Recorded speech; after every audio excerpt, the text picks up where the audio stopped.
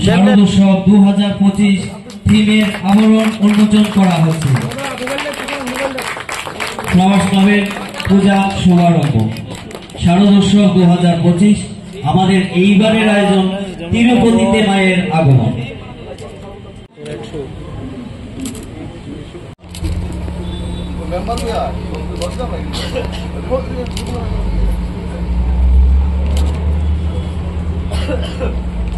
বনেদি club হিসাবে পরিচিত flowers club, এই ফ্লাওয়ার্স ক্লাবের উদ্যোগে আগামী যে পূজা শারদ উৎসব, দুর্গা উৎসব, এই দুর্গা উৎসবকে সামনে রেখে তারা আজকে পূজার থিম, অর্থাৎ এই পূজাকে একটা মাকে একটা কিভাবে মাকে তারা স্বাগত জানাবে তার একটা থিম এখানে সাজানো হয়েছে। আজকে এই শুভ মুহূর্তী অনুষ্ঠানে মাধ্যমে আজকে এই পূজার থিমের একটা শুভ সূচনা হয়েছে। এবং আমরা যদি দেখি তিরুপতি বালাজি মন্দির যেটা রয়েছে, সেই তিরুপতি বালাজির মন্দিরের আদলে আমাদের ফ্লাওয়ার্স ক্লাব আমাদের এই প্যান্ডেল তৈরি করার জন্য ওনারা থিম চুজ করেছেন।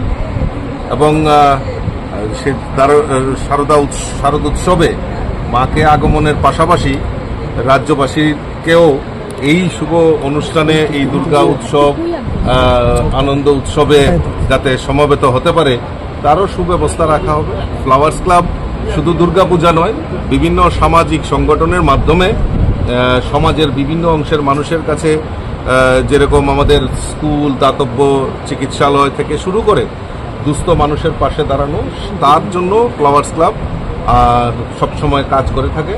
আমি ধন্যবাদ জানাই ক্লাবের সমস্ত কর্মকর্তাদেরকে যে তারা এই শুভ দিনটাকে চুজ করে আগামী যে দুর্গাপূজা, সেই দুর্গাপূজার থিম ওনারা আমাদেরকে উপহার দিতে চলছেন। তার জন্য আমি তাদেরকেও অনেক অনেক ধন্যবাদ এবং অগ্রিম শুভেচ্ছা জানাচ্ছি। দাদা, নতুন একটা ট্রেন্ড, আগের সঙ্গে এখনের মানে থিমের আনুষ্ঠানিক উদ্বোধন হচ্ছে। আগের পুজোর সঙ্গে এখনের ক্লাবগুলির সংস্কৃতির কিভাবে পার্থক্যটা নামবে?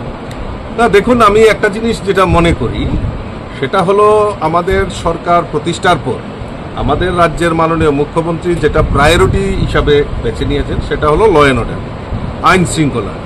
আমরা যদি বিগত কয়েকটা পূজা আমরা যদি দেখি, নির্বিঘ্নে সেটা সম্পন্ন হয়েছে এবং ক্লাবগুলির যে সংস্কৃতি সেটাও পরিবর্তন হয়েছে।